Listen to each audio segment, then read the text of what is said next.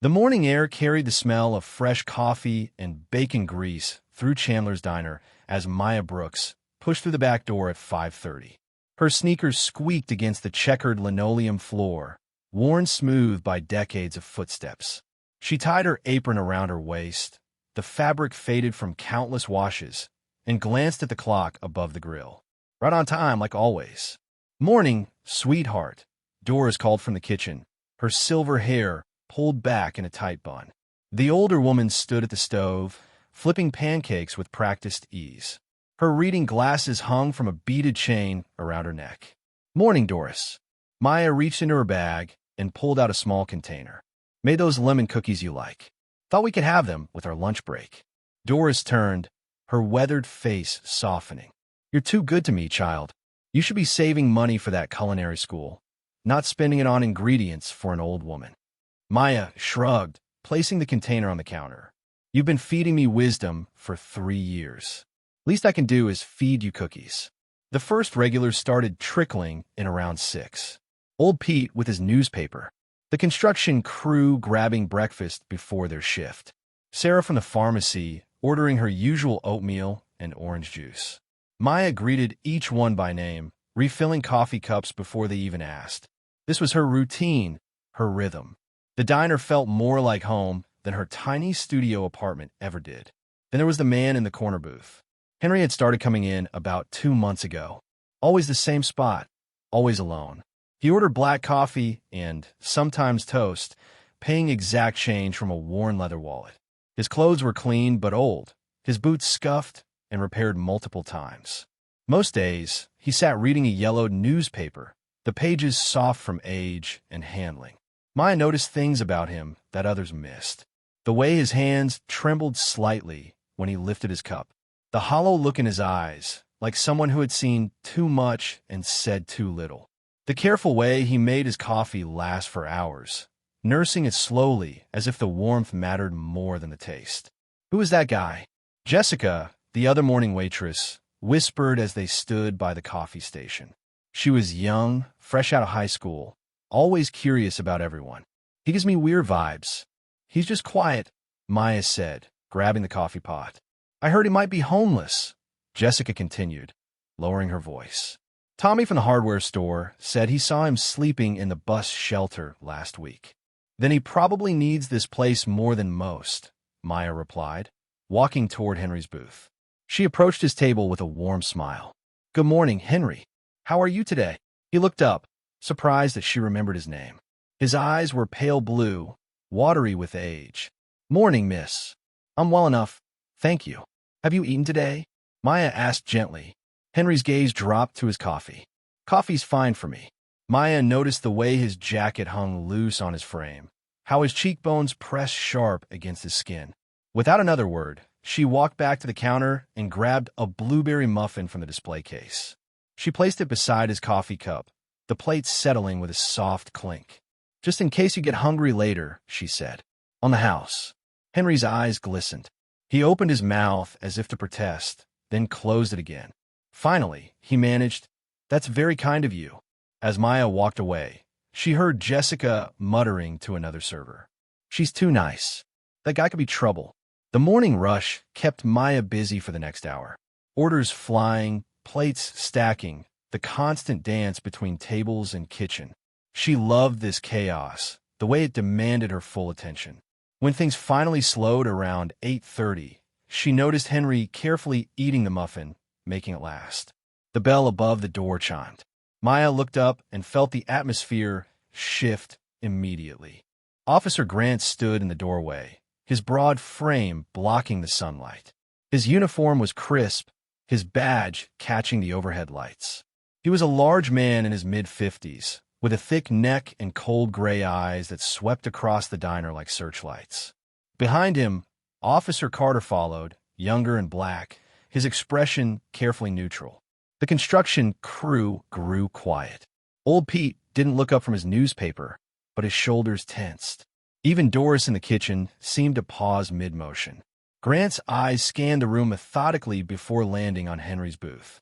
Something flickered across his face, recognition mixed with something darker. He leaned toward Carter and muttered something Maya couldn't hear. Carter shifted uncomfortably, his gaze moving away. Maya watched this exchange, her stomach tightening. She had seen Grant before, knew his reputation. He was the kind of cop who saw his badge as permission rather than responsibility. The kind who never got in trouble because people were too afraid to speak up. Grant walked past several empty tables, his boots heavy against the floor, and stopped directly beside Henry's booth. Henry didn't look up from his newspaper, but Maya saw his jaw clench, saw the way his knuckles whitened around his coffee cup. "Didn't expect to see you still around," Grant said, his voice carrying across the diner. It wasn't a greeting. It was an accusation.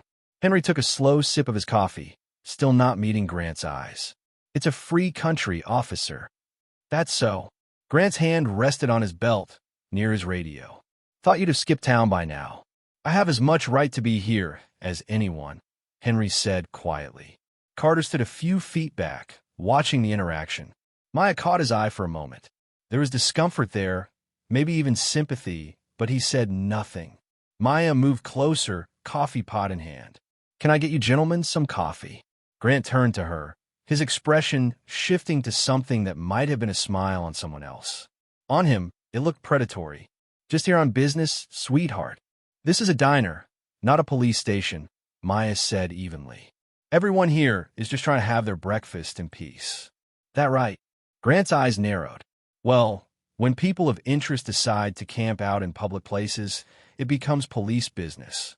Henry set down his cup carefully. "I haven't done anything wrong. Didn't say you did." Grant pulled out a small notepad. "But I'm going to need to see some identification." "Am I being detained?" Henry asked. "Not yet." "Then legally, I don't have to show you anything." Henry's voice was steady, but Maya could see the tension in his shoulders, the way he gripped the edge of the table. Grant leaned forward, his voice dropping. "You really want to play it that way, old man?" Maya's pulse quickened. She set the coffee pot down on a nearby table and stepped closer. "Officer, he's a paying customer having coffee. Unless you have an actual reason to detain him, I think you should let him be." The diner went completely silent. Even the kitchen sounds seemed to fade. Every eye turned toward them. Grant straightened slowly, his attention shifting fully to Maya. "I'm sorry, what's your name?" "Maya Brooks." "Well, Miss Brooks, why don't you go back to pouring coffee and let me do my job?" "Your job is to protect people, not harass them," Maya said. Her hands were steady, but her heart hammered against her ribs. "This is a diner, not an interrogation room. He's a paying customer, not a suspect." Carter stepped forward slightly. "Grant, maybe we should—" "I got this, Carter." Grant's voice was sharp. Henry looked up at Maya, his expression caught between gratitude and fear. "Miss, it's all right. You don't need to." "Yes, I do." Maya didn't move. She stood between Grant and the booth, her 5'6" frame blocking the officer's path. Everyone deserves to have their breakfast without being intimidated. Grant studied her for a long moment. The silence stretched, thick and uncomfortable. Finally, he smiled, but there was no warmth in it. He leaned close enough that only she could hear. "One day, you'll step between the wrong people. And when that happens, nobody's going to stand up for you." He straightened, nodded to Carter, and walked toward the door. Carter hesitated, glanced back at Maya and Henry, then followed his partner out. The bell chimed as they left. The diner remained quiet for another beat before conversation slowly resumed. Maya realized her hands were shaking. She gripped the back of the nearest chair to steady herself. "You shouldn't have done that," Henry said softly. Maya turned to him. "Someone had to. You don't understand what you've just—" He stopped, swallowing hard. "You stood tall today. Not many would." Maya picked up her coffee pot and managed a small smile. "Can I get you a warm-up?" Henry nodded, pushing his cup forward. As she poured, she noticed his hands were shaking worse than before. The rest of her shift passed in a blur. Customers kept glancing at her, some with approval, others with concern. Jessica avoided her entirely. When the lunch rush finally ended and Maya had a moment to breathe, Doris called her into the kitchen. The older woman stood by the prep table, arms crossed. Her expression was serious, the lines around her mouth deep. "That was brave," Doris said. "And stupid." "Doris, let me finish." Doris sighed, removing her apron. I've owned this diner for 32 years. I've seen a lot of people come and go. And I've learned that some people, no matter how much they need help, bring trouble with them. Not because they want to, but because trouble follows them. Henry hasn't done anything wrong, Maya protested. You don't know that. None of us do. Doris's voice was gentle but firm. That man comes here every day, sits alone, barely speaks to anyone. Police don't harass strangers without reason, Maya. And Grant, for all his faults, doesn't usually go after someone unless there's history. So we just let him be bullied. I'm saying protect yourself first. You have dreams, goals. Don't throw them away for someone you barely know. Doris touched Maya's shoulder. I care about you like you're my own daughter. I don't want to see you get hurt because you have a good heart. Maya looked down at her hands. I can't just stand by and watch someone be treated like that. I know. That's what worries me. Doris squeezed her shoulder once, then went back to the stove. That evening, as Maya cleaned tables during the dinner shift, Henry prepared to leave. He stood slowly, like his joints ached, and pulled on his worn jacket. As he walked past the counter, he paused. Thank you, he said quietly, for what you did today. It was nothing, Maya replied, wiping down the counter. It wasn't nothing to me. He hesitated, then added, I used to have someone in my life who stood up the way you did. Fearless, compassionate. I lost that person a long time ago. You reminded me what that looks like. Before Maya could respond, something fell from his jacket pocket. A photograph, old and creased, fluttered to the floor. Henry bent to pick it up, but Maya was faster. She glanced at it before handing it back. The photo showed a much younger Henry, probably in his 30s, holding a small boy. They were standing in front of what looked like an expensive house. The boy was maybe 3 or 4, laughing at something off camera. But what caught Maya's attention was the boy's face. There was something familiar about it, though she couldn't place where she had seen it before. Henry took the photo quickly, his face flushing. Thank you. Your son? Maya asked gently. Henry's expression closed off. A long time ago. He tucked the photo carefully back into his jacket and left without another word. Maya stood there, troubled. That face in the photograph nagged at her memory. She had seen it recently, she was sure. But where? The next morning started like any other, but the tension from yesterday hadn't faded.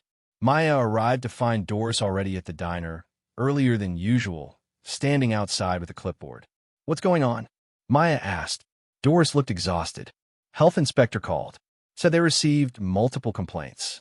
They're coming this afternoon for a full inspection. Complaints? We've never had complaints. I know. Doris's voice was tight. Funny how they come right after yesterday, isn't it? Maya felt cold. You think Grant. I think powerful people have powerful friends. And when you embarrass someone like Grant in public, they find ways to push back. Doris went inside, her shoulders sagging. The morning shift was tense. Every time the bell rang, Maya jumped, expecting inspectors or police or worse. Henry came in at his usual time and took his usual seat, but he looked even more haggard than normal. His eyes were red-rimmed, like he hadn't slept. Maya brought him coffee without asking. Rough night. Every night's rough these days, he admitted. Then he looked at her seriously. You should stay away from me. Why? Because I'm not worth the trouble I'm bringing to your door. He wrapped his hands around the warm cup. That inspector visit, the complaints, that's just the beginning. Grant doesn't forget when someone makes him look foolish. I didn't make him look foolish. He did that himself. Henry almost smiled. You have more courage than sense, Miss Brooks. Maya, and maybe, but I don't regret standing up for you. You will, he said quietly. When everything comes out, when you see what I really am, you'll wish you'd stayed out of it. Before Maya could ask what he meant, the bell chimed again. She turned, expecting inspectors, but instead saw Officer Carter. He was alone, out of uniform, wearing jeans and a plain jacket. He looked uncomfortable as he took a seat at the counter. Coffee? Maya asked warily. Please. He waited until she poured before speaking. I wanted to apologize for yesterday. Grant was out of line. So why didn't you stop him? Carter's jaw tightened. Because I have a family to feed and a mortgage to pay. Because speaking up against senior officers is a good way to lose your job. Because the system protects people like Grant and punishes people like me who try to do the right thing. That's a lot of excuses, Maya said, but her voice wasn't unkind. I know. He took a sip of coffee. But I'm here now, and I wanted to give you this. He slid a folded piece of paper across the counter. Maya opened it. Written in neat handwriting were 2 words, "Be careful." What does this mean? Carter glanced toward Henry's booth, then back to Maya. It means there's more going on than you know. Henry Whitlock isn't just some homeless guy Grant likes to hassle. There's history there, complicated history. And Grant isn't the only one watching him. What kind of history? The kind I can't talk about. But you seem like a good person, Maya. So I'm telling you, as a friend, be careful. Standing up to Grant put a target on your back. And targets have a way of getting hit. He left money on the counter and walked out before Maya could ask anything else. The afternoon inspection went exactly as Maya feared. The inspector was thorough, almost aggressively so, checking every corner, every permit, every temperature log. He found minor violations, things that had never been issues before, and wrote them all down with obvious satisfaction. You'll need to address these within 30 days, he said, handing Doris the citation list. Further violations could result in temporary closure. After he left, Doris sat at the counter with her head in her hands. Maya sat beside her, not knowing what to say. 32 years, Doris whispered. Never once had a problem with inspectors. Now this. We'll fix everything, Maya said firmly. Whatever it takes. It's not about fixing things, child. It's about sending a message. They want us to know we're being watched. That any step out of line will cost us. Doris looked at Maya with tired eyes. Is defending one man worth losing everything? Maya thought about Henry, about the fear in his eyes, about the way he flinched when Grant approached. She thought about the photo, about a father and son who clearly had their own painful history. Yes, she said finally, because if we don't stand up for people when it matters, what's the point of any of this? Doris studied her for a long moment, then squeezed her hand. You're stubborn, just like your mother was. That evening, as the sun set and the dinner crowd thinned, Maya walked Henry to the bus stop down the street. He had protested, but she insisted, worried about him after Carter's warning. You really don't need to do this, Henry said as they walked. I know, but I want to. They waited under the flickering streetlight. Henry looked older in the harsh light, more fragile. I need to tell you something, he said suddenly, about who I am, about why Grant hates me. You don't have to. Ido. He took a breath. 25 years ago, I made a choice. The worst choice in my life. I had a wife who loved me, a son who needed me. And when my wife died, when things got hard, I ran. I left my boy behind because I was too broken to face being a father. Maya listened, her heart aching. I told myself it was better for him, that he'd be better off without me. But the truth was I was scared. Scared I'd break in the way I was broken. Scared he'd watch me fall apart. Henry's voice cracked. So I disappeared, changed my name, moved around, became nobody. And my son grew up thinking I abandoned him because he wasn't enough. That's why Grant hates me. Because everyone hates a man who walks away from his child. Where's your son now? Maya asked gently. Henry laughed bitterly. Probably living a life I'll never be part of. Probably hating me if he thinks about me at all. I don't blame him. The bus arrived, old and rumbling. Henry started aboard, then turned back. You stood up for me today, he said. You defended someone who doesn't deserve defending. And when the truth comes out, when people find out who I really am and what I did, they'll come for you too. They'll want to know why you protected me. So please, Maya, for your own sake, stay away from me. The doors closed and the bus pulled away, leaving Maya standing alone under the broken streetlight. She walked back to the diner slowly, her mind racing. As she approached, she noticed something that made her stop cold. A black SUV was parked across the street, engine running, windows tinted dark. It had been there when she left, but she had thought nothing of it. Now, in the growing darkness, it seemed ominous. As Maya stared, the SUV's engine revved and it pulled away, disappearing around the corner. She stood there for a long moment, Carter's warning echoing in her mind. Be careful. Inside the diner, Doris was closing up. Maya helped her count the register and wipe down tables. Neither spoke much. The weight of the day pressed down on both of them. As Maya grabbed her coat to leave, Doris said quietly, "I've been thinking about Henry's last name. Whitlock. It's been bothering me all day." "Why?" "Because I've heard it before. Years ago, in the news.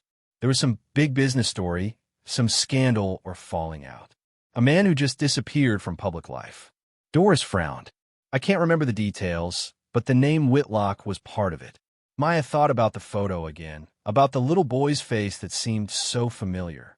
"Get some rest," Doris said. "Tomorrow's another day." But as Maya walked home through the quiet streets, she couldn't shake the feeling that tomorrow wouldn't be just another day. That something bigger was coming, something she didn't understand yet, but could feel building like pressure before a storm. Back at her apartment, she lay in bed staring at the ceiling. She thought about her culinary school application, about the rejection letter that had arrived yesterday. She hadn't told anyone yet, couldn't bear to see the sympathy in their eyes. It felt like another door closing, another dream slipping away.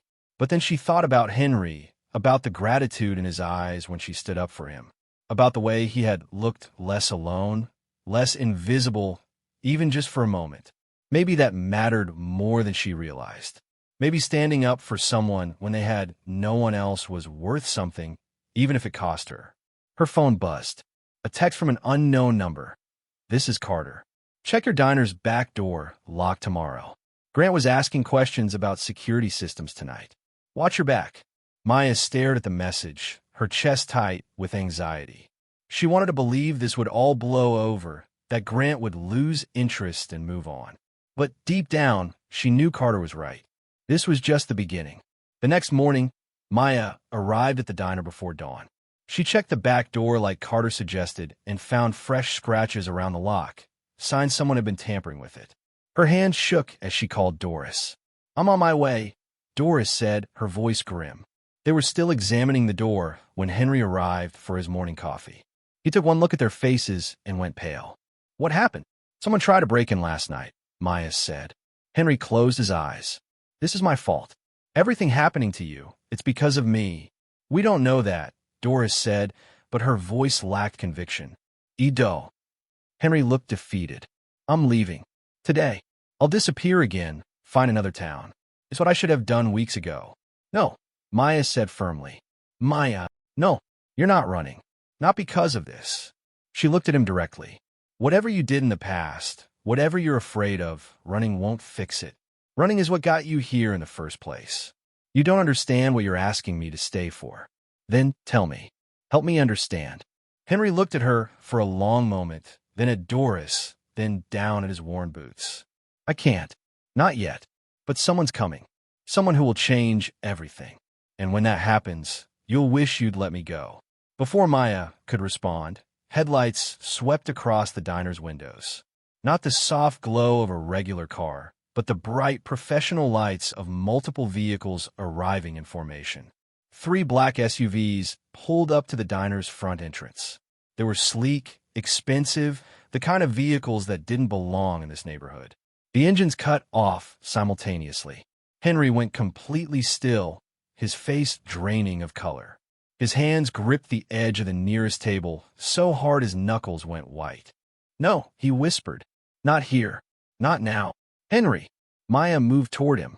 "What's happening?" "Who is that?" The back door of the center SUV opened. A man stepped out, tall and imposing even in the early morning light. He wore a suit that probably cost more than Maya made in 6 months. His dark hair was perfectly styled, his jaw set with determination. Even from inside the diner, Maya could feel the power radiating from him. Other men emerged from the other vehicles, clearly security or assistants. They formed a loose perimeter, professional and alert. "Henry," Maya said urgently. "Who is that?" Henry's voice came out barely above a whisper, filled with decades of regret and fear and something else Maya couldn't identify. "Elias." The name hit Maya like a physical blow. Elias. Where had she heard that name? And then it clicked. The face in the photograph, the little boy in Henry's arms. She had seen that face recently, but not on a child. On a magazine cover at the grocery store checkout line. on a business article Doris had left lying around. Elias Whitlock, the billionaire CEO whose face dominated business news. The man who had built an empire, who had power that most people couldn't even imagine. The man walking toward their diner right now was Henry's son. And, judging by the expression on both their faces, this was not going to be a happy reunion. The convoy of black SUVs sat outside the diner like a statement of power, their sleek surfaces reflecting the early morning light. Maya stood frozen behind the counter, watching as Elias Whitlock's security team positioned themselves around the entrance. Henry remained at his table, his face ashen, his entire body rigid with tension. Doris appeared from the kitchen, wiping her hands on her apron. She stopped mid-step when she saw the vehicles. "Sweet Lord, what now?" "That's Henry's son," Maya said quietly. "His what?" Doris stared at Henry, then at the SUVs, then back at Henry. "Wait, you mean the Henry we've been serving coffee to is related to?" The door opened. Elias Whitlock stepped inside, and the atmosphere in the diner changed instantly. He was tall, probably 6'2", with dark hair graying at the temples. His suit was charcoal gray, perfectly tailored, his shoes polished to a mirror shine. Everything about him screamed wealth and control. But it was his eyes that caught Maya's attention. They were the same pale blue as Henry's, only harder, colder, carrying years of carefully maintained walls. 2 security guards followed him in, their presence making the small diner feel even smaller. The few early morning customers stared openly, recognizing the famous CEO from magazines and news reports. Elias's gaze swept the diner methodically, taking in the worn booths, the cracked vinyl seats, the yellowed menu boards. His expression revealed nothing.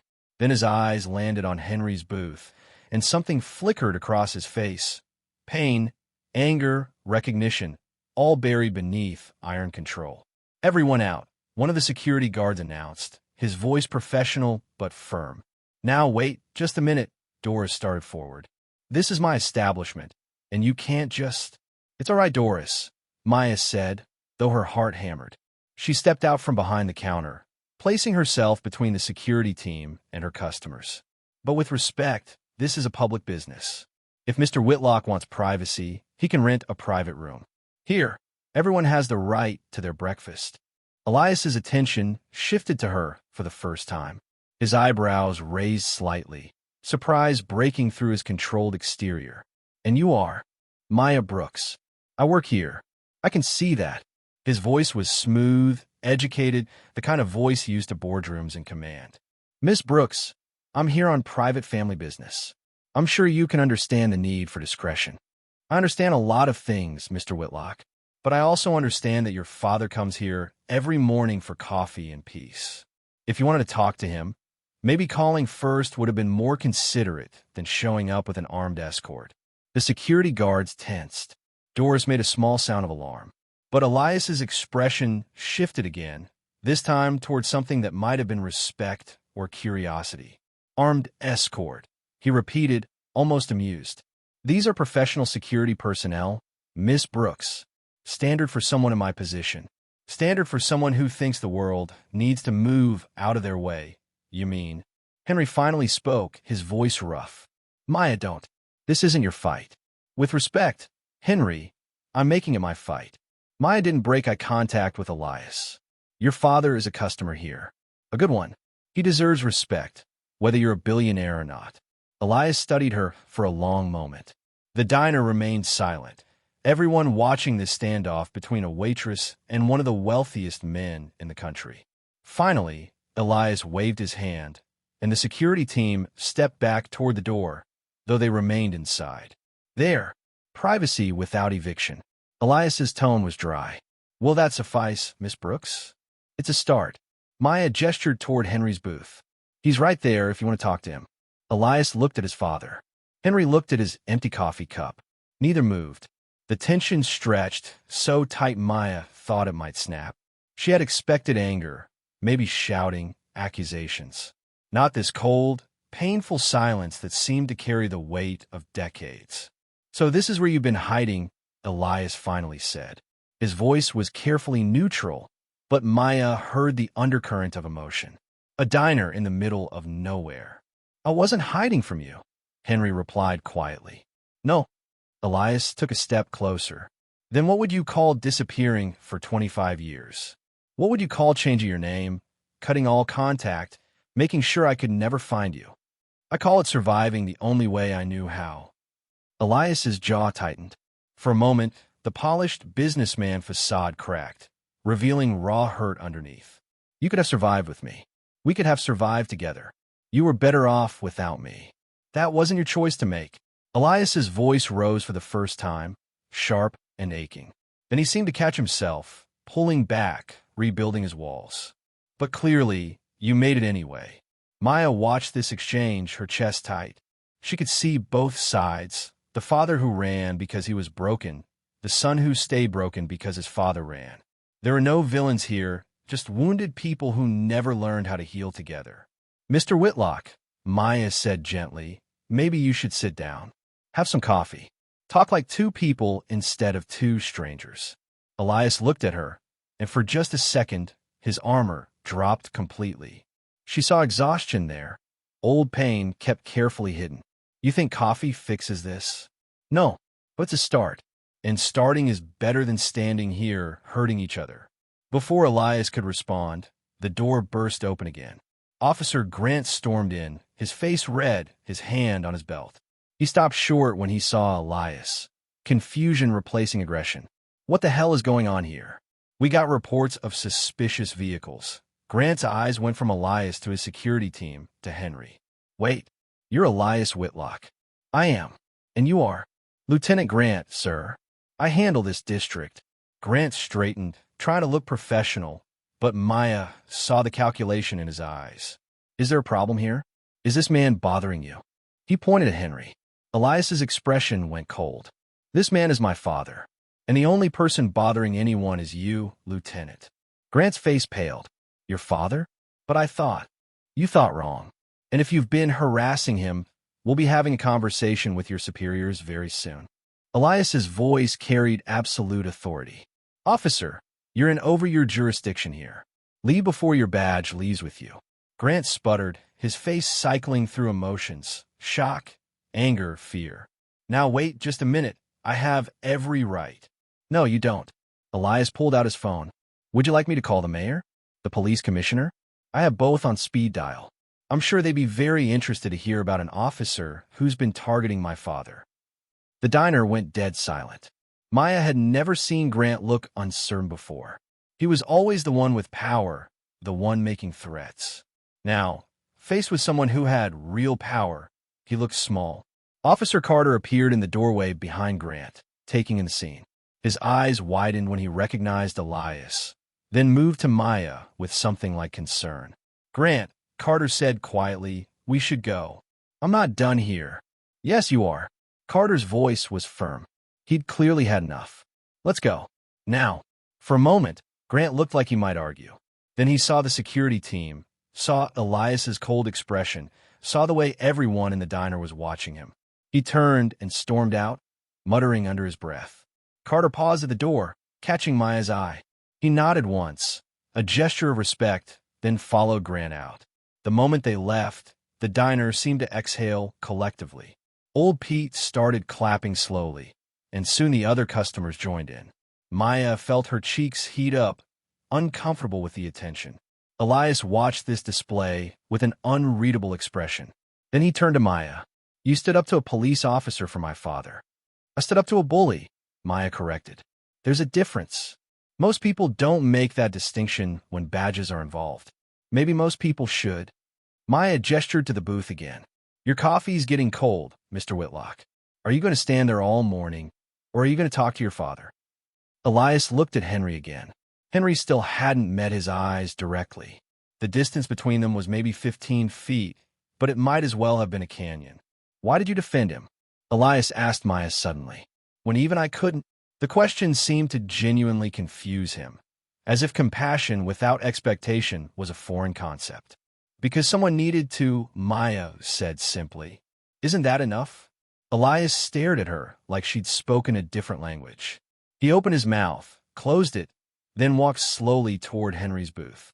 He didn't sit. just stood there, towering over his father. "You look terrible," Elias said finally. "I know." Henry's voice was barely audible. "Are you sick? Injured? Just old and tired?" Elias's hands clenched at his sides. "You don't get to do that. You don't get to disappear for 25 years and then look at me with sad eyes and expect sympathy. I'm not expecting anything from you, Elias. I gave up that right a long time ago. Then why are you here? In this town, this diner? Did you know I have a facility nearby? Were you trying to what? Get my attention?" Henry finally looked up, meeting his son's eyes for the first time. "I didn't know you were anywhere near here. I didn't know anything about you except what I read in old newspapers. I'm here because I ran out of places to run." Something in Elias's expression cracked. "You could have come home. At any point in the last 25 years, you could have just come home. I didn't think I deserved a home anymore." "You didn't." Elias's voice broke, raw emotion flooding through. "You didn't deserve it, and I didn't deserve to be left, but that's what happened. And I spent years wondering what I did wrong. What was so terrible about me that my own father would rather live on the streets than stay with me?" Henry's eyes filled with tears. "It was never about you. You were perfect. That was the problem." "What?" "Your mother was perfect. You were perfect, and I was broken. Every time I looked at you, I saw her. Every time you smiled, I heard her laugh. And I couldn't handle it. I couldn't be the father you needed when I could barely survive my own grief." Henry's voice shook. "So I left before I could break you too. I thought it was mercy. It was abandonment," Elias said, but his voice had lost its edge. "It was the worst thing you could have done. I know. I've known for 25 years. But I couldn't figure out how to come back. How to face you. How to explain." Maya watched them, tears running down her own cheeks. Doris stood beside her, one hand over her heart. Even the security guards looked uncomfortable, witnessing this private pain. Elias stood there for a long moment, his jaw working, clearly fighting his own emotions. Then, slowly, he sat down across from his father. The booth creaked under his weight. "I hate you," Elias said quietly. "I've hated you for so long, I don't remember not hating you. I understand. But I also," Elias stopped, swallowed hard. "I also looked for you. For years. I hired investigators, used every resource I had. I wanted to find you and demand answers. I wanted to." His voice broke. "I wanted my father back." Henry's hand shook as he reached across the table, stopping halfway. Elias stared at that trembling hand, decades of hurt warring with something else in his expression. He didn't take the hand. Not yet. But he didn't pull away either. "You defended a man I spent years hating," Elias said to Maya without looking at her. "You put yourself between him and the police, risked your job, your safety." "What?" Maya came closer, refilling both their coffee cups with steady hands. "Because everyone deserves someone in their corner. Even people who made mistakes. Even people who ran because they didn't know how to stay." "You sound like my mother," Elias whispered. His eyes were red-rimmed. "She always saw the good in people, even when they couldn't see it themselves." "She sounds like someone worth remembering," Maya said gently. Elias looked at his father. "Do you remember her? Really remember her? Or did you run so far you forgot what you left behind?" "I remember everything," Henry said. "Every moment, every word, every smile. I carried it all with me. The memories were all I had left. They could have been more than memories. We could have carried them together. I know. And that's my greatest regret. Not that I lost her, but that I stole her from you too by leaving." The diner remained silent, everyone pretending not to listen while hanging on every word. This was more than a family reunion. It was a reckoning, two broken people trying to figure out if the pieces could ever fit back together. Elias finally spoke again, his voice quieter now. "I have resources. Money, property, connections. I can help you. Get you somewhere stable. Make sure you're taken care of. I don't want your money." "Then what do you want?" Henry smiled sadly. "For the last 2 months, all I wanted was a quiet place to drink coffee and not feel completely alone. Your waitress here gave me that. She didn't know who I was, didn't care about my past. She just saw someone who needed a little kindness." Elias looked at Maya with an expression she couldn't quite read. "You did that. Just serve him coffee. And muffins," Maya added. "He needed to eat." "She stood between me and the police," Henry added. "More than once. Put herself at risk for a stranger." "I'm seeing that." Elias stood abruptly. The sudden movement made everyone jump. He walked to where Maya stood, looking down at her with that intense blue gaze. "What's your name again?" "Maya Brooks." "Maya Brooks," he repeated slowly. "You stood up to a billionaire and a badge-wearing bully in the same morning. You're either incredibly brave or incredibly foolish." "Maybe both," Maya admitted. "But I don't regret it. Most people would. Most people want something from me: money, access, favors. But you just wanted me to sit down and talk to my father like a human being." "Yes." Elias studied her for another long moment. Then he did something that shocked everyone. He extended his hand. "Thank you for seeing him when the rest of the world chose not to." Maya shook his hand, surprised by the genuine warmth in his grip. "I need to go," Elias said, releasing her hand. "I have meetings, obligations." But he turned back to Henry. "I'm staying in town for a few days, at the Hamilton Hotel downtown. If you want to talk more, actually talk, come find me." Henry nodded, not trusting his voice. Elias started toward the door, then stopped. "And Miss Brooks, if anyone bothers you or this diner because of what happened today, you call me directly." He pulled out a business card, writing something on the back before handing it to her. "That's my personal number. Not many people have it. Use it if you need to." Maya took the card, stunned. "I don't need." "Yes, you do. Grant won't forget being humiliated twice in 2 days. Men like him hold grudges." Elias's expression hardened. "But men like me end careers. He bothers you, I'll know about it." He left without waiting for a response, his security team falling into formation around him. The SUVs pulled away as smoothly as they'd arrived, leaving behind a diner full of shocked customers and one waitress holding a billionaire's personal phone number. Doris was the first to break the silence. "Did that really just happen?" Maya looked at the card in her hand, then at Henry, who sat in his booth looking older and more tired than ever. "Henry," she approached carefully. "Are you okay?" "I don't know," he admitted. "I spent 25 years convinced he was better off without me. And maybe he was. But now," he looked up at her with those watery blue eyes, "now I've dragged you into this mess. You and Doris, this whole diner. People like Grant don't forget, Maya." Elias was right about that. "Then we'll deal with it," Maya said firmly. "Together." "You don't understand what you're saying yes to." "Maybe not. But I'm saying yes anyway." The rest of the day passed in a blur. Word spread fast about Elias Whitlock's visit, and soon the diner was packed with curious customers, reporters trying to get a statement, and photographers snapping pictures from the sidewalk. Doris had to lock the front door just to get some breathing room.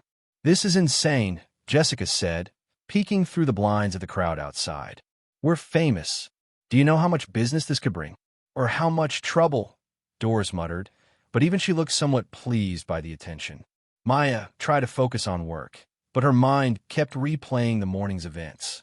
The look in Elias's eyes when he first saw Henry. The pain in Henry's voice when he explained why he left. The moment when Elias almost took his father's hand, but couldn't quite bring himself to do it. These were people who loved each other, but didn't know how to anymore. And somehow, Maya had ended up in the middle of it all. That evening, after they'd finally cleared out the last customers and locked up, Doris pulled Maya aside. "You did something remarkable today," the older woman said. "Something most people wouldn't have the courage to do. You stood up for what was right, even when it was dangerous." "I just served coffee and tried to be decent." "No, you did more than that. You reminded a billionaire that his father was still a person worth defending. You showed a broken man that someone believed he deserved kindness. That matters, Maya. More than you know." Maya felt tears prick her eyes. "I keep waiting for it to feel like the wrong choice. Like I should have stayed out of it. But it doesn't feel wrong, does it?" "No, it feels like the only choice I could have made." Doris smiled. "That's how you know you did the right thing. Not because it was easy, but because you couldn't imagine doing anything else." They finished closing up in comfortable silence. As Maya grabbed her coat to leave, she noticed an envelope that someone had slipped under the door. Her name was written on the front in elegant handwriting. Inside was a letter written on expensive stationery. "Miss Brooks, I find myself in an unusual position. I'm accustomed to solving problems with money and power, but you've shown me that some things require a different approach. My father looks at you with trust one haven't seen in his eyes in decades. You've given him something I couldn't, a reminder that people can still be good without wanting something in return. I don't know if he and I can repair what's broken between us, but I know he needs people like you in his corner. Thank you for being one of them. If you ever need anything, and I mean anything, don't hesitate to use that number I gave you. Consider it a small token of gratitude for treating my father like a human being when the rest of the world saw him as invisible. Waitress. Maya read the letter twice, then carefully folded it and put it in her pocket. She stepped outside into the cool evening air, pulling her jacket tight against the chill. A figure leaned against the brick wall nearby. Officer Carter, still out of uniform, smoking a cigarette. "Busy day," he commented. "You could say that." Carter took a drag, then looked at her seriously. "You made a powerful friend today. That's good, because Grant is angrier than I've ever seen him. He's been calling in favors, trying to find something, anything to use against you or this diner." Maya's stomach dropped. "What kind of something?" "Tax records, permit violations, employee backgrounds. He's desperate to prove this place is dirty somehow." Carter stubbed out his cigarette. "I've been trying to slow him down, but I'm suspended, remember? I don't have much pull anymore." "Why are you telling me this?" "Because you did something today that I should have done months ago. You stood up to him. And I want you to know that even though I can't wear a badge right now, I've got your back." Carter pushed off the wall. "Watch yourself, Maya, and watch that old man. People with powerful sons attract attention, and not all of it is good." He walked away, leaving Maya standing alone in the gathering darkness. She looked back at the diner, its neon sign flickering in the window. This place had been her sanctuary for 3 years, the closest thing she had to a home. And now it was under siege, because she'd chosen to defend a stranger. But when she thought about Henry's face, about the gratitude in his eyes, and the first hints of hope she'd seen there, she knew she'd do it again. Some things were worth fighting for. Some people were worth defending, even if it cost everything. The morning after Elias's visit, Maya arrived at the diner to find chaos. News vans lined the street. Reporters clutching microphones crowded the sidewalk, and curious onlookers pressed their faces against the windows. Someone had leaked the story. Billionaire CEO reunites with long-lost father at small-town diner. And now everyone wanted a piece of it. Maya Brooks. A reporter shoved a microphone toward her as she tried to reach the door. "Is it true you're dating Elias Whitlock? How long have you known about Henry's identity?" "What? No, I'm not." Maya pushed past them. Another reporter blocked her path. "Sources say you orchestrated this reunion for publicity. Care to comment?" "That's ridiculous. Please, I just need to get to work." She finally made it inside, slamming the door behind her. Doris stood at the window, arms crossed, watching the circus outside with a mixture of alarm and resignation. "It's been like this since 5 this morning," Doris said. "They're treating us like we planned some kind of publicity stunt. I've had 3 interview requests, 2 book deal inquiries, and 1 marriage proposal for you from someone claiming to be Elias's cousin." Maya groaned, dropping her bag behind the counter. "This is insane. This is what happens when billionaires show up in small diners." Doris handed her a cup of coffee. "I won't lie. Part of me is thrilled about the business. We've already had 50 reservation requests for breakfast. 50. We don't even take reservations." Despite everything, Maya smiled. At least something good might come from this mess. Henry's booth was empty. Maya felt a pang of worry. He was usually here by now, nursing his black coffee and reading his yellowed newspaper. She tried to focus on setting up for the day, but her eyes kept drifting to that empty corner. Around 7, Jessica burst through the back door, her phone held up like a trophy. "Maya, you're trending on social media. Look at this." She shoved the phone in Maya's face. A video played. Someone had filmed yesterday's confrontation. Catching the moment, Maya stood up to Elias's security team and demanded he treat Henry with respect. The comments section was exploding. "She's got more guts than sense," one comment read. "This is what real courage looks like," said another. "Is she single?" "Asking for myself," read a third, followed by laughing emojis. "This is mortifying," Maya muttered. "Are you kidding? This is amazing." Jessica scrolled enthusiastically. "People are calling you a hero. There's already fan art. Look, Someone drew you as a superhero called the Defender of Dignity. Please stop talking.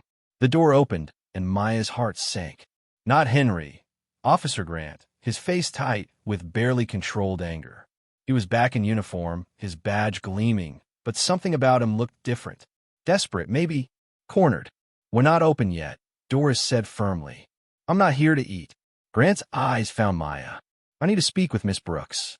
"Official police business." "What kind of business?" Maya asked, her pulse quickening. "The kind that happens when concerned citizens report suspicious activity." Grant pulled out a notebook. "We've received complaints about this establishment. Possible health code violations, questionable hiring practices, potential tax irregularities." "Those are lies," Doris snapped. "We run a clean business here." "Then you won't mind a thorough investigation." Grant's smile was cold. "Starting with employment records for all staff, including Miss Brooks here. I assume your papers are all in order." Maya felt the blood drain from her face. Her papers were fine. She was born and raised in this town, but she understood the threat. Grant was going to dig into everything, harass every employee, make their lives miserable. "This is retaliation," Maya said quietly. "Because I stood up to you. This is due diligence." "Big difference." Grant tucked away his notebook. "I'll be back with the proper warrants." "And Miss Brooks?" "When he die deep. Everyone's got something to hide." He left, letting the door slam behind him. The reporters outside immediately swarmed him, shouting questions. Grant ignored them, climbing into his patrol car and driving away. Doris sank onto a stool, suddenly looking every one of her 60 years. "He's going to tear us apart." "No, he's not." Maya grabbed Elias's business card from her pocket. "I'm calling him." "Maya, we can't ask a billionaire to fight our battles. He said to call if we needed help." "Well, we need help." Maya dialed before she could second-guess herself. The phone rang twice before a crisp female voice answered. "Mr. Whitlock's office." "Hi, this is Maya Brooks. From Chandler's Diner. Mr. Whitlock gave me this number and said, 'One moment, please.'" The hold music was classical, expensive sounding. Maya's hands shook as she waited. What was she doing? She couldn't just call a billionaire and expect. "Miss Brooks." Elias's voice cut through her thoughts, smooth and alert despite the early hour. "Is everything all right? I'm sorry to bother you, but Officer Grant came by this morning. He's threatening to investigate the diner, harassment really, and I know you said a call if." "What exactly did he say?" Maya repeated Grant's threats, her voice steadier now. When she finished, there was a long silence on the other end. "I'll handle it," Elias said finally. His voice had gone cold, the warmth from yesterday completely absent. "Grant made a mistake targeting you after I specifically warned him. That kind of stupidity needs consequences." "I don't want anyone to lose their job," Maya said quickly.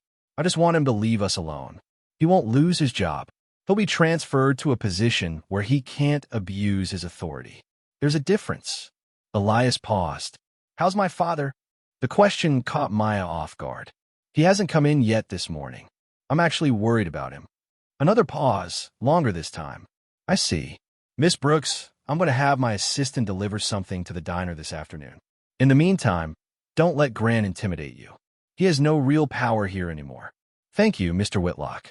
"Elias. Call me Elias." His voice softened slightly. "And Maya, you didn't hesitate to call. Most people would have tried to handle it themselves, let it get worse before asking for help. That shows wisdom." After they hung up, Maya felt both relieved and unsettled. She just asked a billionaire for a favor. What did that make her? Henry finally arrived around 9, using the back entrance to avoid the reporters. He looked exhausted, like he hadn't slept. Maya rushed over immediately. "Where were you?" "I was worried. I tried to leave," Henry admitted quietly. "Pack my things, walk to the bus station. But I couldn't do it. Couldn't run again. Not after everything you and Elias said yesterday." Maya guided him to his booth. "I'm glad you stayed." "Are you?" "Look at this." Henry gestured at the reporters outside. "Look at what my presence has done to your life, to this place. Maybe running is what I do best. Running is what you did. Past tense." Maya poured his coffee. "Staying is what you're doing now. That takes more courage." Before Henry could respond, The door opened, and a woman entered. She was in her 50s, tall and severe in a designer suit, her dark hair pulled back in a perfect bun. Her heels clicked sharply against the floor as she surveyed the diner with obvious disdain. "Which one of you is Henry Whitlock?" she demanded. Henry went pale. "Vivian." The woman's eyes locked onto him. "So it is you? I told Elias you were dead. I really believed it. But here you are alive and hiding in some pathetic diner." "Vivian Cole," Henry said to Maya, quietly. "Former family attorney. Current corporate strategist," Vivian corrected coldly. She approached Henry's booth with predatory grace. "Do you have any idea what you've done? Elias spent 15 years getting over you, building walls, learning not to feel, becoming strong enough to run an empire. And now you show up and undo everything." "I didn't mean to," Henry started. "You never mean to. That's always been your problem." Vivian's voice carried across the diner, loud enough that other customers stopped eating to watch. "You disappeared when your son needed you most. You left debts, responsibilities, a child who cried himself to sleep wondering why his father didn't love him enough to stay." Maya stepped forward. "That's enough." Vivian's gaze swept over her dismissively. "And who are you?" "The latest person he's using for sympathy. I'm someone who believes people deserve to be treated with dignity, even when they've made mistakes." Maya's voice was steady but firm. "You want to talk about debts and responsibilities? Fine, but you'll do it respectfully or you'll leave." "Respectfully?" Vivian laughed. "This man abandoned his family. He deserves no respect. Everyone deserves basic human decency, even people who've hurt others." Maya moved to stand beside Henry's booth. "If you have legal business with Henry, conduct it like a professional. If you're just here to hurt him, the door's right there." Vivian's eyes narrowed. "You have no idea who you're dealing with." "Neither do you," Doris called from behind counter. "That girl has stood up to cops and billionaires this week. You think a lawyer in heels scares her?" Several customers laughed. Vivian's face flushed with anger. "Fine. I have legal matters to discuss with Henry Whitlock." Vivian pulled papers from her briefcase and slapped them on the table. "This is a cease and desist. You are forbidden from contacting Elias Whitlock or anyone in his professional circle. You are forbidden from using the Whitlock name in any capacity. And if you attempt to leverage your relationship for financial gain, you will be prosecuted." Henry stared at the papers without touching them. "Did Elias send you?" "Elias doesn't know I'm here. I'm protecting him from his own weakness. He's emotionally compromised right now, not thinking clearly. Someone has to make the hard decisions." "These papers are garbage," Doris said, walking over. "I watch enough legal shows to know you can't forbid a man from using his own name or talking to his own son. Try me." Vivian's smile was sharp. "I have teams of lawyers who'll make his life hell. And yours too, diner lady, if you keep harboring him." Maya looked at the papers, then at Vivian. Something about this felt wrong. "If you're Elias's strategist, why doesn't he know you're here?" "I told you." "Because he wouldn't approve," Maya finished. "Because he actually wants to talk to his father, and you're trying to prevent that." Vivian's expression flickered. "I'm preventing him from getting hurt again." "No, you're making decisions that aren't yours to make." Maya picked up the papers and handed them back to Vivian. "Henry doesn't need these, and you need to leave. Now, you're making a mistake." "Maybe, but it's my mistake to make." Maya held Vivian's gaze until the older woman looked away. Vivian gathered her papers with sharp, angry movements. "This isn't over. When this all falls apart, and it will, don't come crying to me." She left, her heels clicking like gunshots. The diner erupted in spontaneous applause. Maya felt dizzy, adrenaline crashing through her system. She'd just thrown out a corporate lawyer. What was happening to her life? Henry grabbed her hand gently. "Thank you. Again. I'm starting to lose count of how many times you've defended me. Don't thank me yet." She might actually follow through on those threats. "She won't." Doris looked thoughtful. That woman was bluffing. If she really had legal grounds, she would have filed papers through proper channels. She was trying to intimidate Henry into leaving on his own. That afternoon, true to Elias's word, a man in an expensive suit arrived carrying an envelope. Delivery for Miss Brooks and Miss Doris. Inside was a letter and a check. The check made Doris gasp, enough to cover 6 months of operating expenses with money left over for renovations. The letter read, "Consider this an investment in a business that values people over profit. The harassment will stop.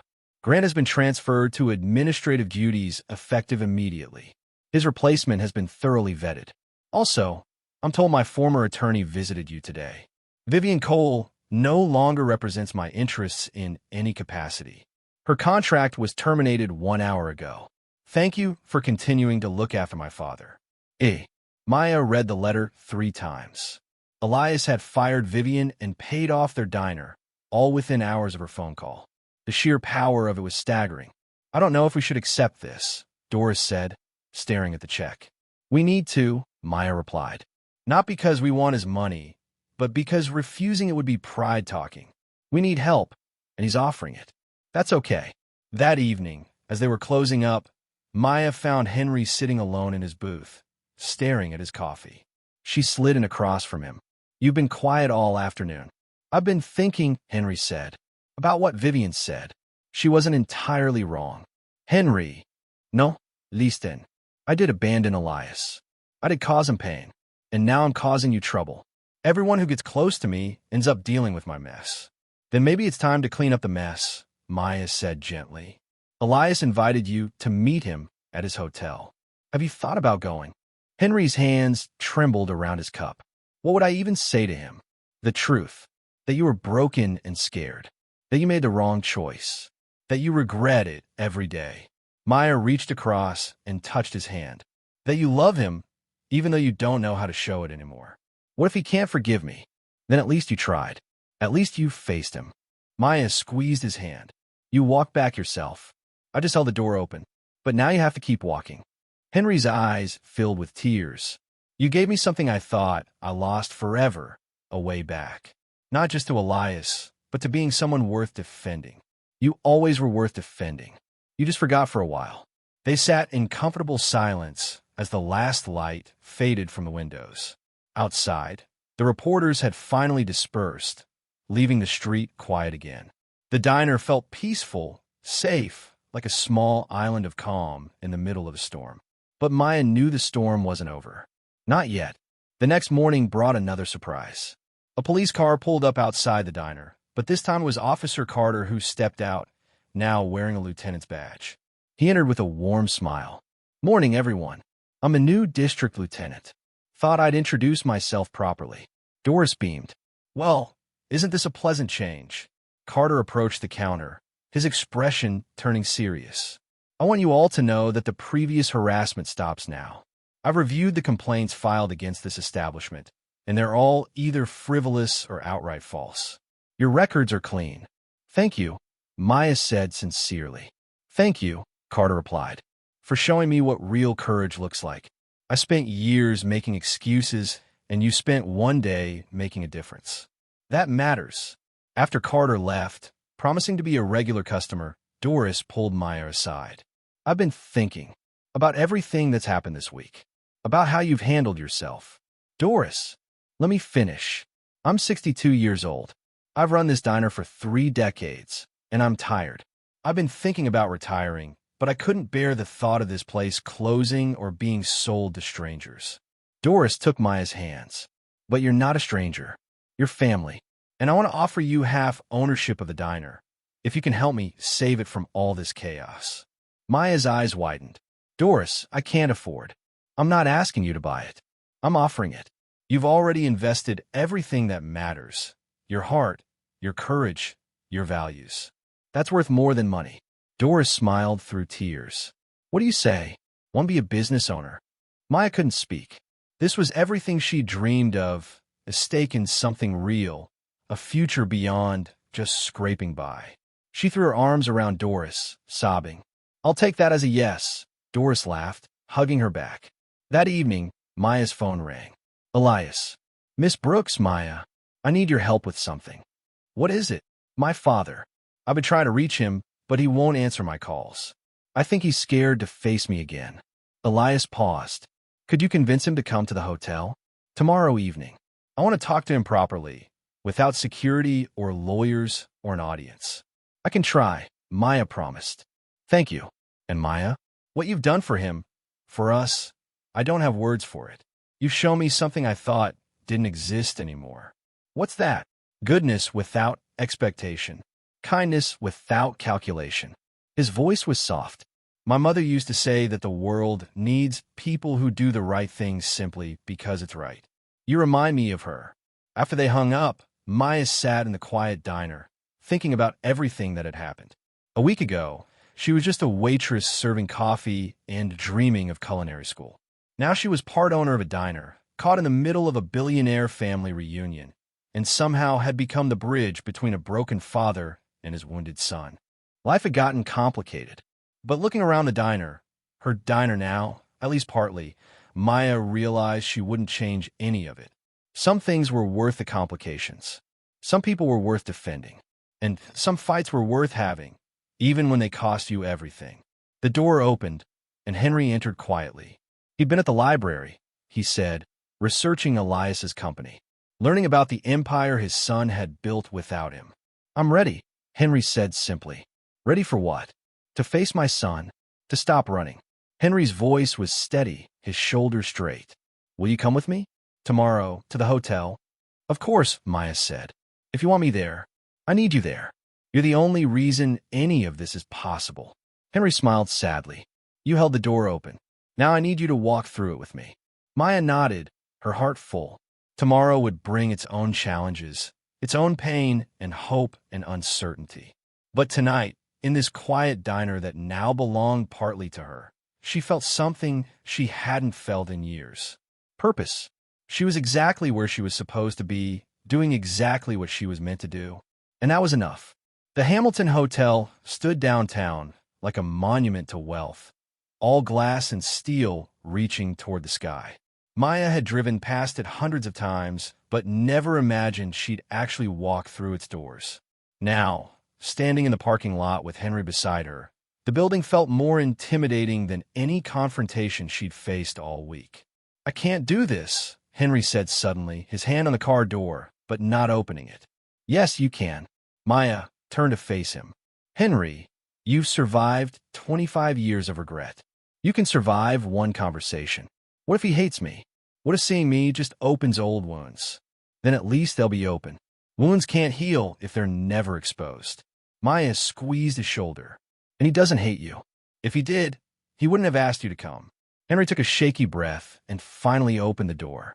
They walked across the parking lot together, Maya matching her pace to his slower steps. The evening air was cool, carrying the scent of rain that hadn't yet fallen. The lobby was exactly what Maya expected. Marble floors, crystal chandeliers, furniture that probably cost more than her car. A young woman at the front desk looked up as they approached, her professional smile faltering slightly when she saw Henry's worn jacket and scuffed boots. We're here to see Elias Whitlock, Maya said firmly. He's expecting us. The woman's eyebrows rose, but she picked up the phone. After a brief, quiet conversation, she nodded. Bon tout suite. The elevator requires a key card. She handed Maya a sleek black card. Top floor. Mr. Whitlock is waiting. The elevator ride felt endless. Henry stared at the polished doors, watching his reflection distort and shift. Maya stood beside him, her presence steady and quiet. She'd offered to come, and Henry had accepted gratefully, but now she wondered if she was intruding on something too personal, too raw. The elevator opened directly into the penthouse. The space was enormous, floor-to-ceiling windows overlooking the city, modern furniture arranged with architectural precision, art on the walls that Maya suspected was worth more than the diner itself. But what struck her most was how cold it felt, despite its luxury. Like a beautiful cage, Elias stood by the windows, his back to them, hands clasped behind him. He wore a simple sweater and slacks, more casual than she'd seen him before, but his posture was rigid with tension. Thank you for coming, he said without turning around. Both of you. Thank you for inviting us, Maya replied when Henry stayed silent. Elias finally turned. His face was carefully composed, but Maya could see the exhaustion around his eyes, the tightness in his jaw. This was costing him something, this vulnerability, this hope. Would you like something to drink? Elias gestured to a bar cart. Water, coffee, something stronger? Water's fine, Maya said. Henry just nodded. Elias poured 3 glasses with hands that weren't quite steady. He carried them over, and for a moment, the 3 of them stood in awkward silence, holding crystal glasses and drowning in everything unsaid. I should start, Henry said finally, his voice rough. I should explain. No. Elias set down his glass. Let me, please. I've been thinking about what I wanted to say for days, and if I don't say it now, I never will. Henry nodded, lowering himself onto the edge of a chair. Maya sat nearby, trying to be present but unobtrusive. Elias paced to the window and back, organizing his thoughts. When you left, I was 7 years old.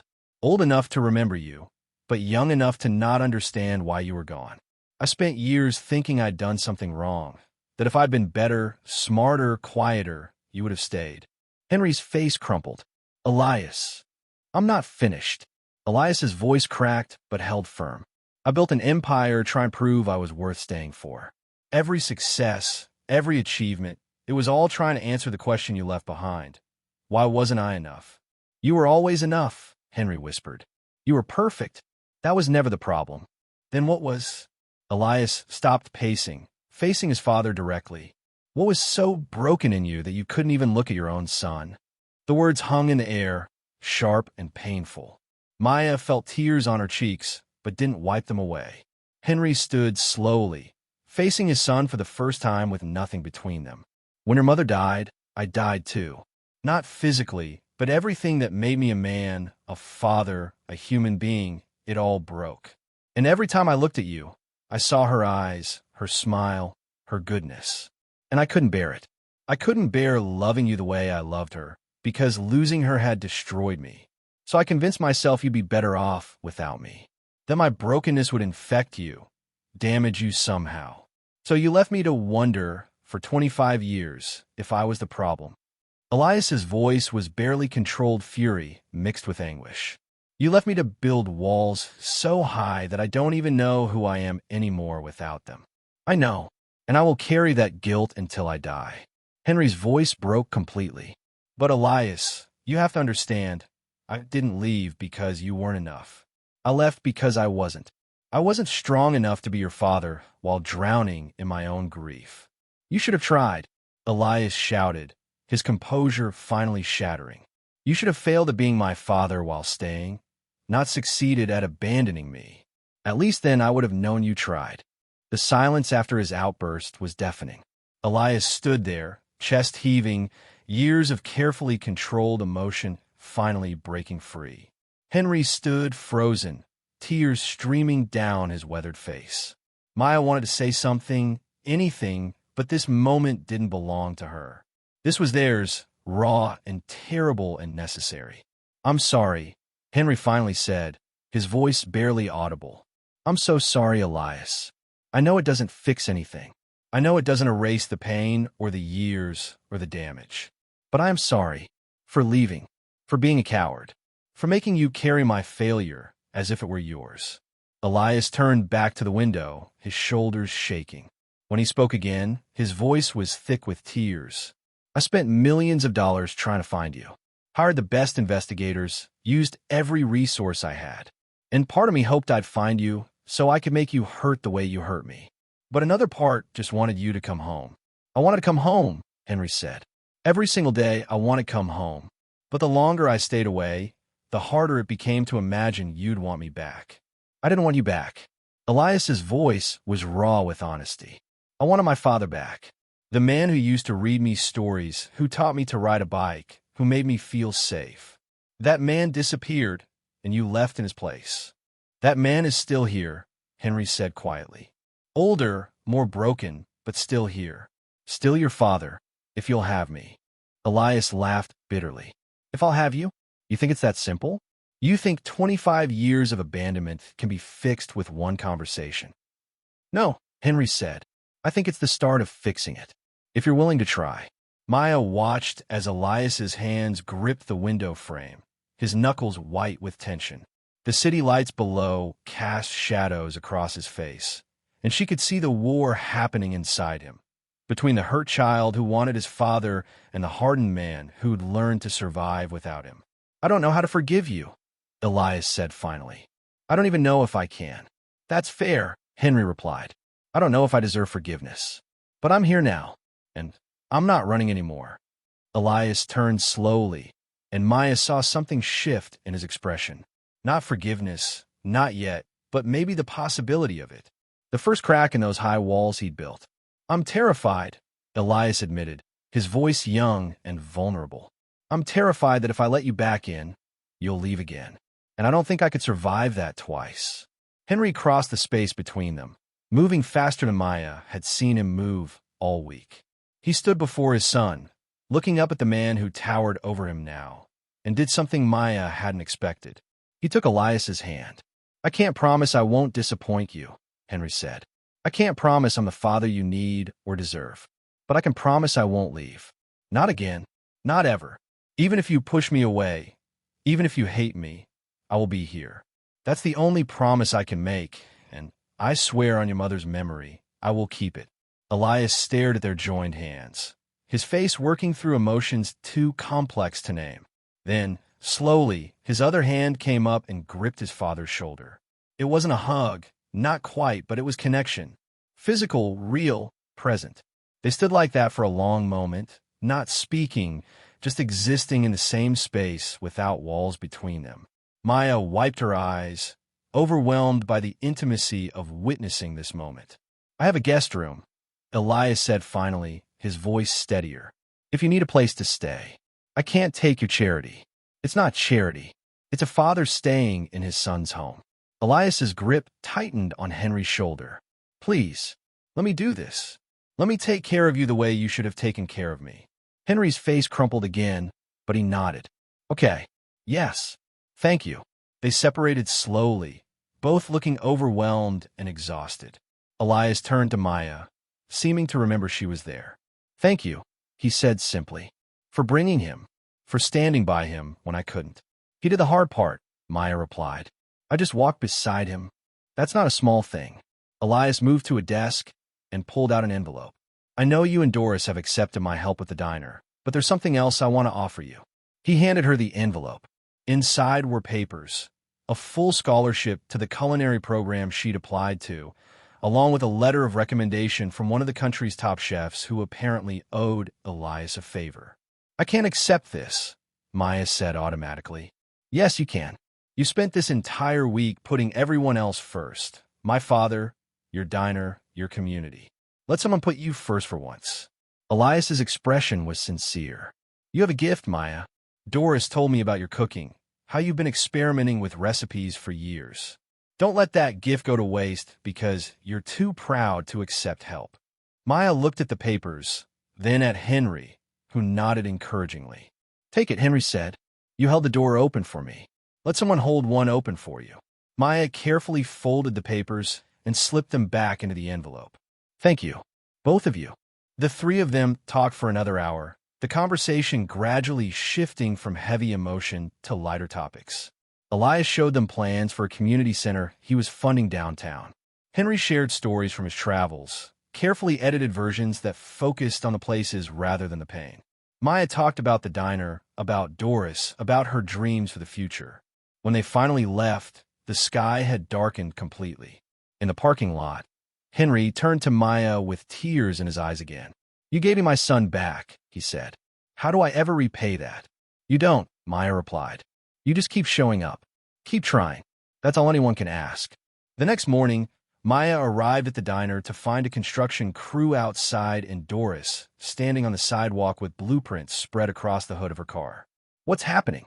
Maya asked. "Elias called this morning. Said he wants to fund renovations. New equipment, fresh paint, updated bathrooms, the works." Doris looked dazed. "He said it's an investment in businesses that value people over profit. And he wants us to add a new section, a small teaching kitchen where you can offer cooking classes." Maya stared at the blueprints, seeing her dreams rendered in architectural lines. "This is too much. This is what happens when billionaires decide you're worth investing in." Doris hugged her. "Let's not question it. Let's just make this place everything it can be. The renovations took 3 weeks. During that time, the diner operated out of a temporary location, and the community rallied around them. Regular customers helped with painting. Local businesses donated supplies. Even Officer Carter showed up on his days off to help with construction. Henry visited Elias regularly, sometimes at the hotel, sometimes at Elias's downtown office. They were learning each other again, carefully and slowly, like two people speaking a language they'd almost forgotten. There were difficult moments, conversations that ended in frustration, days when the wounds felt too deep to heal. But they kept showing up, kept trying. One afternoon, Maya found them sitting together in the temporary diner, sharing a simple lunch. Henry was laughing at something Elias had said, and Elias was smiling, a real smile, not the controlled expression he usually wore. It was a small moment, nothing dramatic, but Maya felt her heart swell watching it. This was what healing looked like. Not fireworks or grand gestures, but two people choosing each other day after day, conversation after conversation. The grand reopening of Chandler's Diner happened on a bright Saturday morning. The renovations were stunning, the old charm preserved, but everything cleaner, brighter, more welcoming. The new teaching kitchen gleamed with professional equipment. The dining area had been expanded with comfortable booths and a new counter that could seat twice as many people. A line formed before they even opened the doors. Reporters came, but this time they were respectful, covering a success story rather than hunting for scandal. The mayor showed up and gave a speech about community resilience.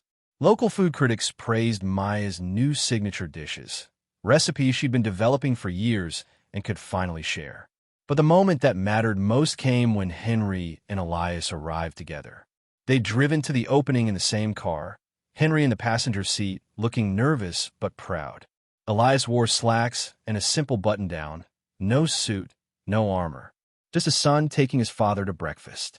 Maya greeted them at the door, wearing her new chef's coat with her name embroidered over the pocket. "Welcome back. The place looks beautiful," Henry said, his voice thick with emotion. "You've made something really special here." "We all did," Maya corrected. "This place belongs to everyone who believed in it." She seated them at Henry's old booth, which they'd kept despite the renovations. It had been Henry's spot for months, and now it would be their spot. Father and son, working on rebuilding what had been broken. As Maya brought them coffee and menus, Doris emerged from the kitchen with a camera. "Humor an old woman," she said. "I want to remember this day." She gathered everyone together, Maya, Henry, Elias, Carter who'd just arrived, even Jessica and the other staff. They crowded around, awkward and laughing, and Doris snapped a photo. Maya knew that image would capture something rare, a moment of genuine connection, of healing in progress, of people who'd chosen to show up for each other. After the crowd died down and the lunch rush ended, Maya found herself alone with Henry at the counter. He was nursing his coffee, watching Elias speak with Doris about the teaching kitchen plans. "Thank you," Henry said quietly, "for everything, for defending me when I didn't deserve it, for refusing to let me run, for believing I was worth saving." "You always were worth saving," Maya replied. "You just needed someone to remind you." "No," Henry shook his head gently. "I needed someone to show me what courage looks like, what standing up for what's right looks like, even when it costs you. You taught me that, Maya. You gave me something I thought I lost forever." "What's that?" "A way back. Not just to Elias, but to myself." Henry smiled, his eyes clearer than she'd ever seen them.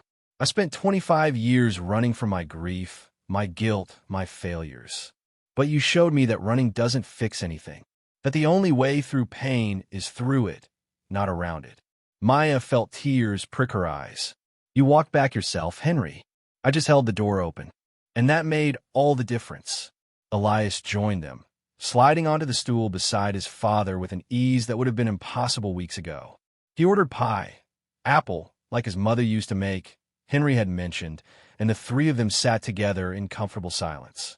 Later that evening, as Maya was closing up, she found an envelope tucked under the register. Inside was a letter in Elias's handwriting. "Maya, I don't have the words to properly thank you for what you've done for my family. You saw my father when the rest of the world looked past him. You stood up for him when standing up meant putting yourself at risk. You reminded me that wealth and power are meaningless if you forget how to be human. My mother used to say that the world is saved by small acts of great love. You've proven her right. The teaching kitchen is yours to run as you see fit. The culinary program awaits whenever you're ready. And most importantly, you've shown me that healing is possible, even when the wounds feel permanent. Thank you for giving me my father back. Thank you for giving him his dignity back. Thank you for showing both of us what real strength looks like. Elias. Maya folded the letter carefully and tucked it into her pocket. Through the window, she could see the diner's new sign glowing against the darkening sky. Chandler's Diner, with a small addition underneath, where everyone belongs. Doris came up beside her, putting an arm around her shoulders. Hard to believe it's only been a month since this all started. Feels like a lifetime, Maya agreed. You know what I've learned? Doris said, people are stronger than they think. When someone believes in them, when someone stands up for them, they can find courage they didn't know they had. Henry taught me that, Maya replied. He could have stayed broken, could have kept running, but he chose to face his pain instead, because you showed him it was possible. Doris squeezed her shoulder.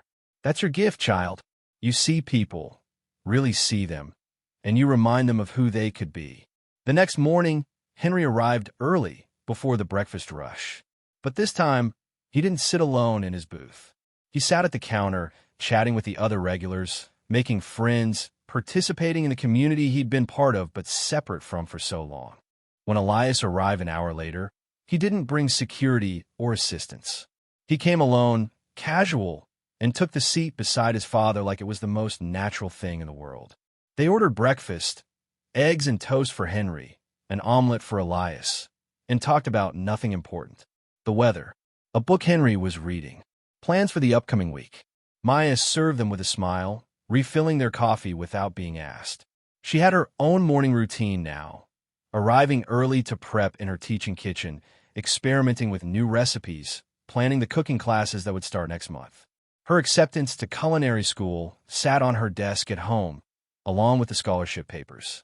She decided to defer for a year to get the teaching kitchen established first, to make sure the diner was stable. There was no rush. For the first time in her life, she had time. Time to build something lasting. Time to pursue her dreams without sacrificing her present. Time to watch the healing she'd helped start continue to unfold. Officer Carter came in for his usual breakfast, now a regular fixture at the diner.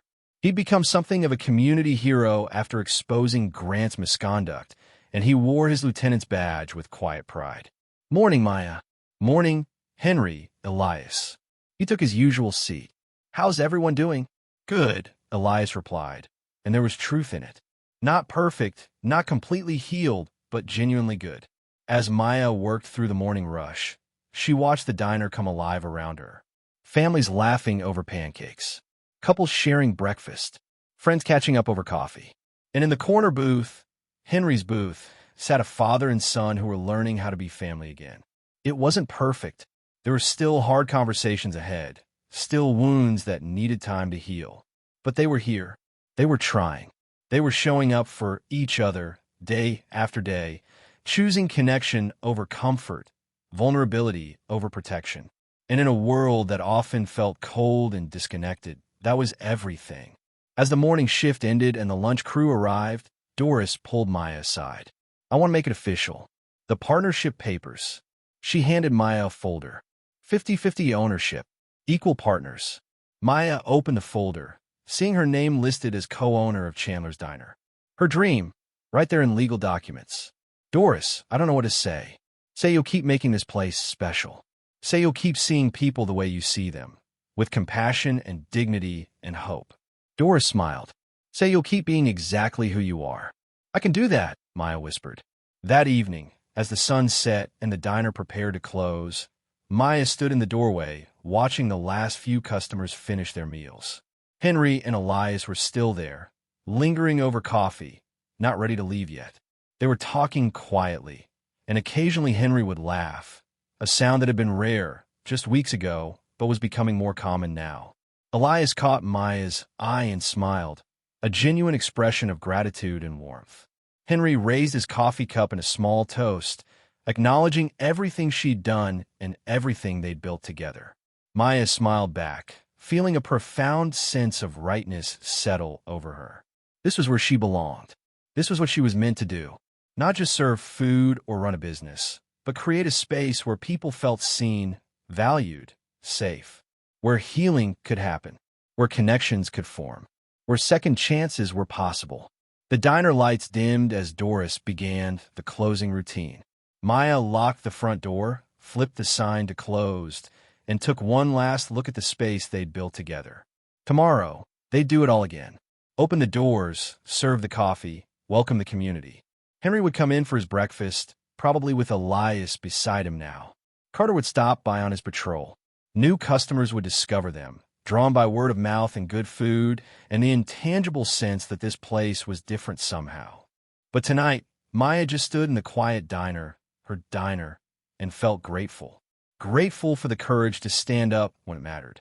Grateful for the community that had supported her. Grateful for the unexpected friendship with a broken man who'd found his way back home. Grateful for the chance to be part of something meaningful. She thought about the person she'd been a month ago, just a waitress with dreams she wasn't sure would ever come true. And now she was a business owner, a chef, a bridge between people who needed each other but didn't know how to reach across the distance. Life had a funny way of surprising you, of taking small acts of kindness and turning them into something transformative, of proving that one person choosing to care, choosing to stand up, choosing to see another human being with compassion, that could change everything. The neon sign buzzed softly in the window, casting a warm glow across the empty tables and chairs. Maya turned off the lights one by one, leaving just enough to illuminate the path to the door. As she stepped outside and locked up for the night, she looked back at the diner one more time. Her diner, her home, the place where miracles happened quietly, over coffee and conversation, through courage and compassion. And tomorrow, she'd be back to do it all over again. Because some places aren't just businesses. They're sanctuaries. They're second chances. They're proof that when people stand up for each other, when they choose connection over comfort, when they refuse to let anyone be invisible or forgotten, that's when real magic happens. That's when the world changes one cup of coffee and one act of kindness at a time. When was the last time you stood up for someone when it cost you something real? And would you do it again knowing the price?